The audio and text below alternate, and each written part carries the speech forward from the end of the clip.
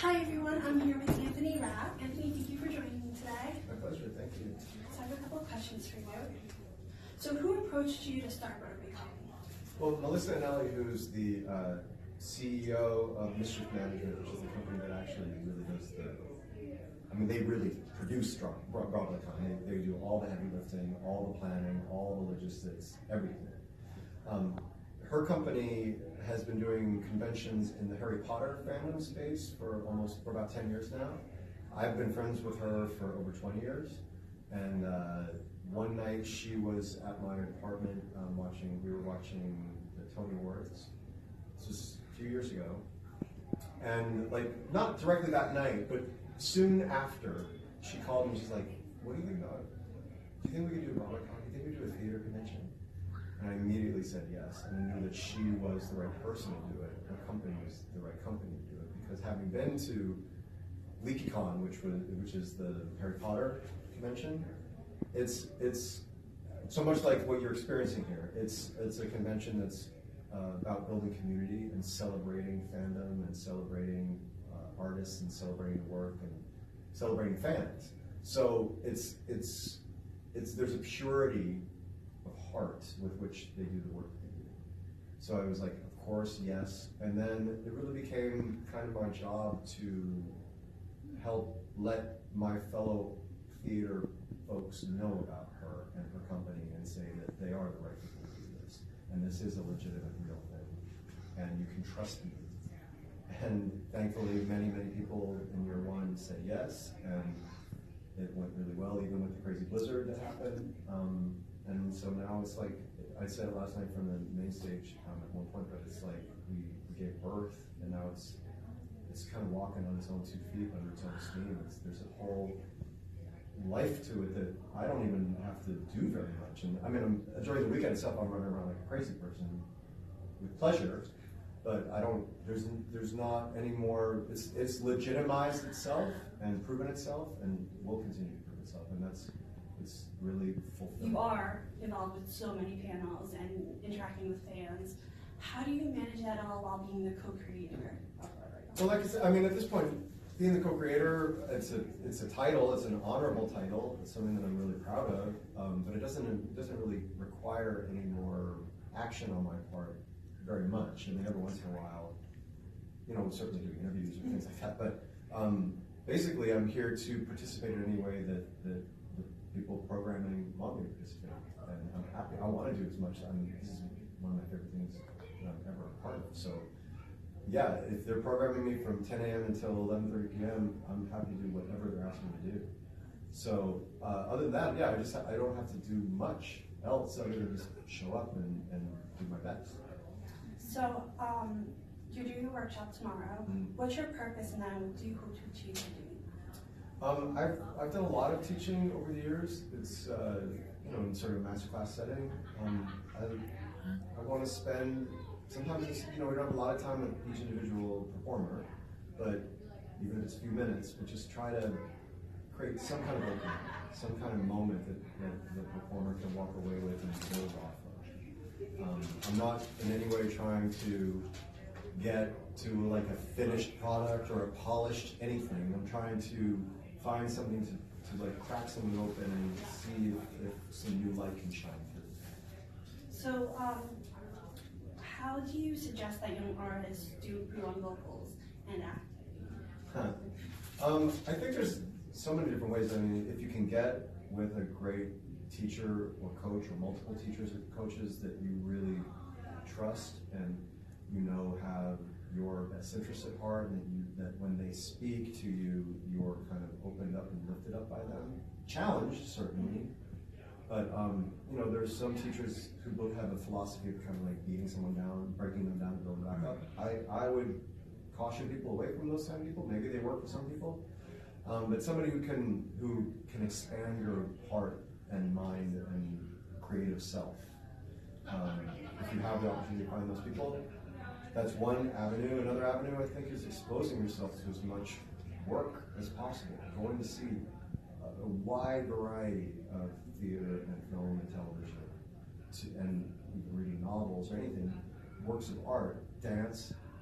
Being in a room absorbing other people's work to find what speaks to you, to say, okay, that play that I saw, that's saying something that I want to say. That kind of performance is the kind of performance I aspire to. So exposing yourself to tons of work, especially in the glory days of streaming great television. If you can't afford to buy a bunch of theater tickets, just find any way to expose yourself to rich, diverse voices.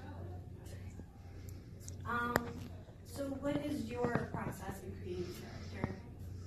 I suppose it's different based on the work that I'm doing. But Star Trek, and then you have, Roger for Rent, and then you've done a wide variety of characters, and I find it very interesting that you do a wide variety of characters. I feel like a lot of times Broadway actors can sometimes get typecasted. Yeah, thank you.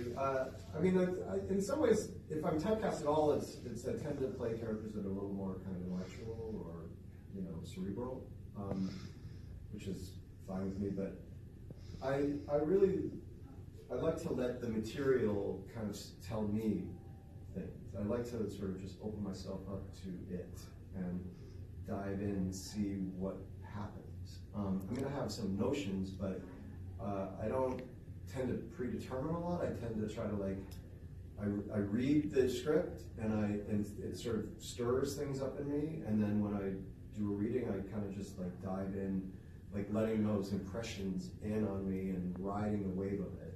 And then in the process, if I have a really good director or a director that I really connect with and feel a good collaborative energy with, then we build it together, my fellow actors.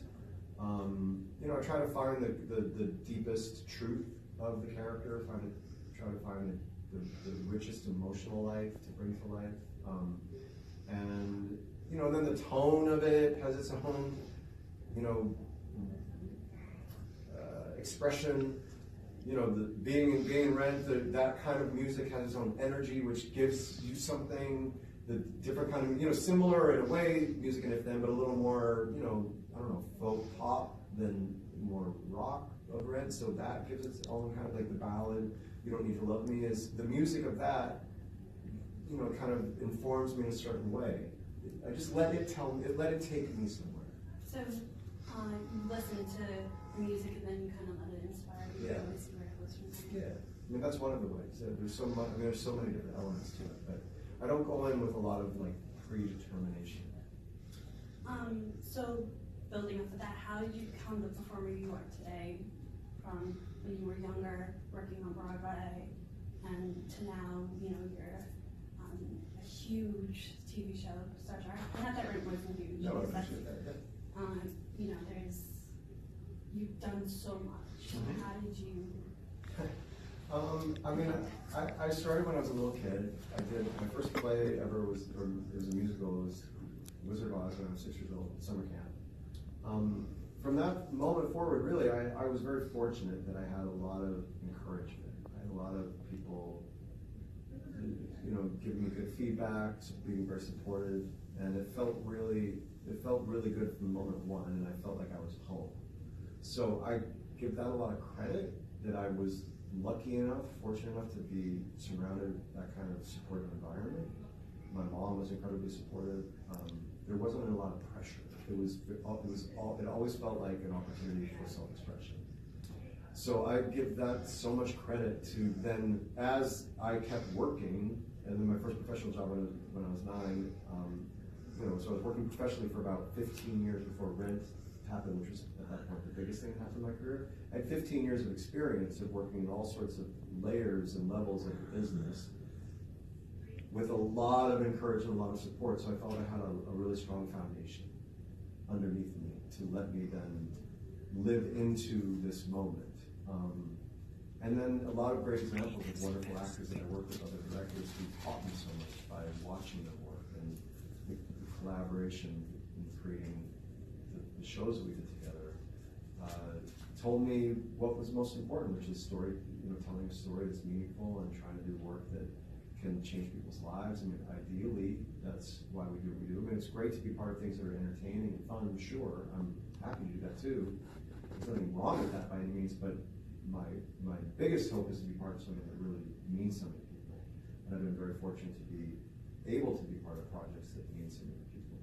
And you know, to have the example set by these great artists that I've worked with, that we do that work together, tells me that that's the reason for doing what I do, and then I get to hope happily and hopefully continue to do that kind of work. So when you're on Broadway, it's 8 shows a week, and with now that you're filming Star Trek, how do you compare that scheduling, and how did you make the adjustment from the stage to the film with the filming? And I know you also do cabaret style shows, because I saw you when you came to Stony Brook. It's very inspiring. Thank you. It's beautiful. Thank you.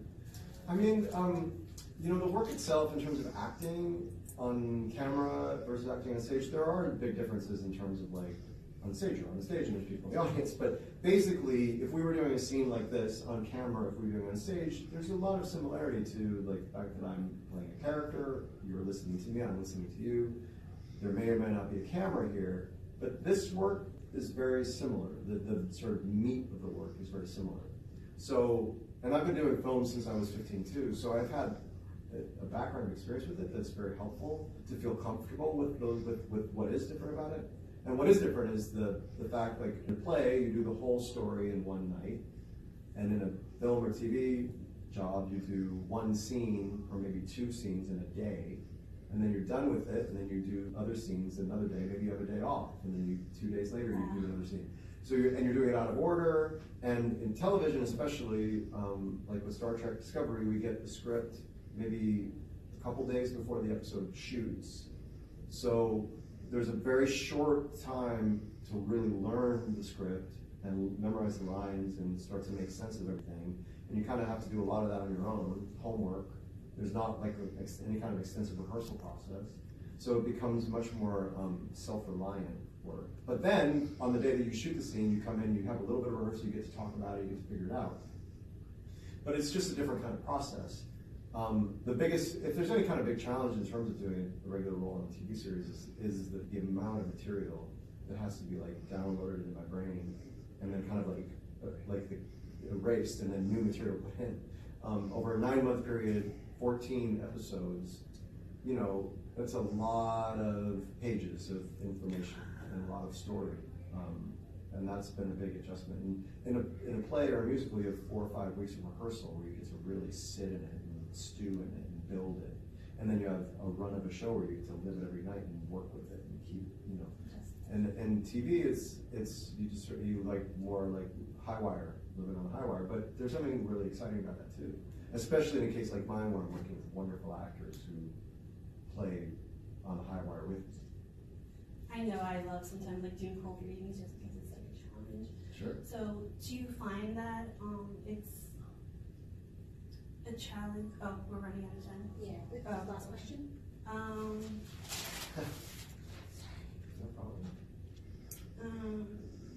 How do you see Broadway changing from when you first started, from when you were 15 to Rent to today, with the changes in the fandom, the technology?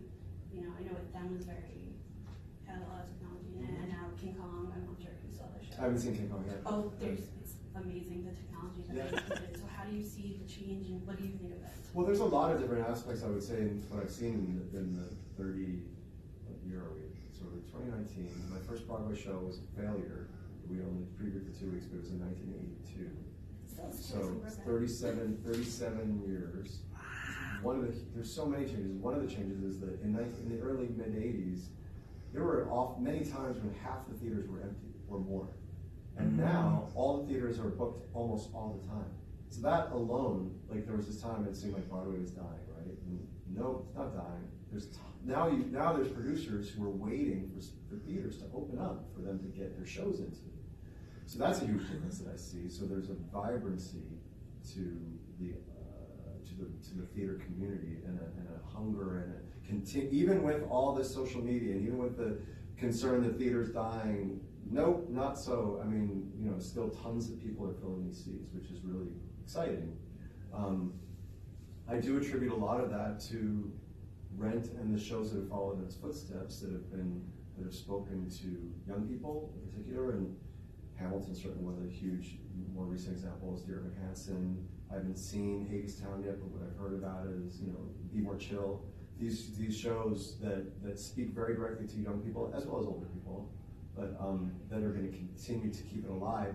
That sort of work wasn't very often on Broadway back in the day. It's only in the last 20-something years that Rent, Spring Awakening, Once, Hedwig and the Angry Inch, Dear Evan Hansen have been where there's room made for them on Broadway, alongside Phantom of the Opera and alongside Shakespeare. The diversity of what's been offered on Broadway has changed, in addition to the technology, of course. What they're able to do with Harry Potter and Cursed Child, technically, and projection. I think that there's traps to projection, but I think that there's also beauty in projection if it's done well. So I'm eager to see how that's going to continue to evolve. But technology has always been a part of theater. In the early days, the technology was just candles, but they found ways to do things with candles. There's always going to be an effort to use what's available to make something beautiful on stage. So, I think it's exciting that theater artists are embracing new technologies and experimenting with them and trying to find ways to make them. Always the goal to me is something visceral and alive happening in the room between the people on the stage and the people on the seats. And whether that's benefited by the use of the technology or not is, an ongoing question. So you think there's something very important about keeping the classics like Oklahoma, Rogers, and Hammerstein? Oh, sure. Do you think the new shows are kind of building off of the classic? 100%. Jonathan was for sure, Jonathan Larson, who wrote Rent, was for sure as much a student of Rogers and Hammerstein and Stephen Sondheim as he was of The Who and Elton John. And he absolutely in La Boheme did, the opera. And I think that I can't speak directly to Joe Iconis, but I believe that he has a similar understanding and relationship to the legacy of theater that's come before him. There's always people standing on the shoulders of who's come before them. I think that it's important for these classics to have new life, but I think it's also important to have the new life, to continue to look at them with new eyes and not just do the same old production all the time. To re-envision them or to examine them in a modern way. Okay, thank you so much. I really appreciate it, and I think it's really great what you're doing.